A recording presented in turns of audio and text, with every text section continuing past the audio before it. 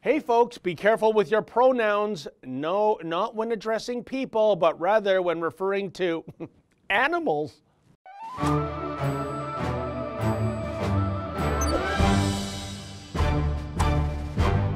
You know, of all the isms out there, racism, sexism, ableism, ageism, the one ism that's getting more traction these days is speciesism. Now, by definition, speciesism is all about the exploitation of animals under the pretense of human egocentrism, i.e. the idea that humans are intrinsically superior to animals. But wait a second, we are superior to animals, aren't we? I mean, granted, there are notable exceptions. Pigs sleep and root in shit. That's a filthy animal. I ain't eating nothing, ain't got sense enough to disregard its own feces. How about a dog? Dog eats his own feces. I don't eat dog either. Yeah, but do you consider a dog to be a filthy animal? I wouldn't go so far as to call a dog filthy, but they're definitely dirty. But dogs got personality. Personality goes a long way. So by that rationale, if a pig had a better personality, he would cease to be a filthy animal. Is that true? Well, we have to be talking about one charming motherfucking pig. I mean, he had to be 10 times more charming than that Arnold on Green Acres, you know what I'm saying? Yeah, show me a real-life pig that knows how to work a television set, and I'll buy into that whole speciesism argument chapter and verse.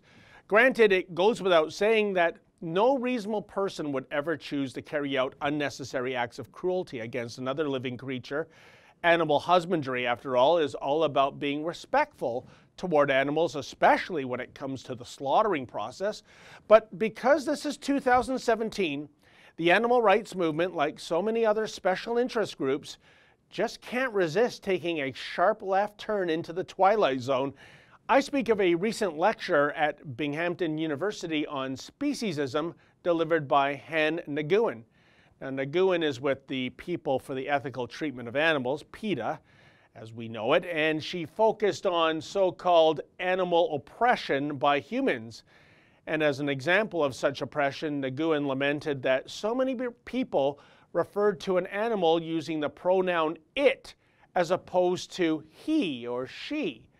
Seriously.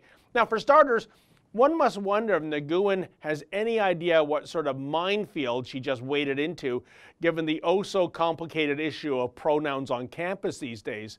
After all, in our Baskin-Robbins world of 31 gender pronouns, he and she don't cut it anymore, which is why we're told to employ such gender-neutral pronouns as here, see, z, and v. Hey, old Bessie chewing her cud out in the field might look like a dairy cow, but what if she's currently identifying as a bucking bronco? But I digress. So while PETA obsesses over the correct pronouns we need to employ when addressing Fido and Fluffy, I ponder just what is the next step in the animal rights movement as it continues its descent into the depths of insanity? Well, one of the biggest hobby horses on campus these days is so-called cultural appropriation. In other words, if you're Caucasian, you are forbidden from using the various inventions and practices that were developed by non-Caucasian races, a list that includes everything from yoga and boomerangs to hoop earrings. So I must say I was shocked I tell you, to witness Jane Goodall, the primate expert and United Nations messenger of peace, culturally appropriating the language of another species. Oh, it's true, check it out. My wonderful welcome comes to you from the forests and hills of Gombe National Park in Tanzania. The sound that you would hear if you came, some of you have been, but if you go to Gombe and climb the hills in the morning, the sound of a chimpanzee greeting the day, announcing, here I am. Who's out there?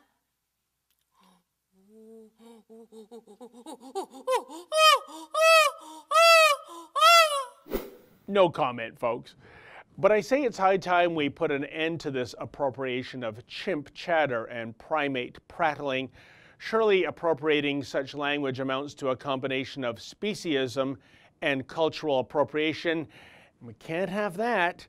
And by the way, Lady Jane isn't the only humanoid appropriating monkey talk. Yes, I speak of one of the biggest hits to emerge from the Rick Dees catalog of yesterdecade, namely Disgorilla.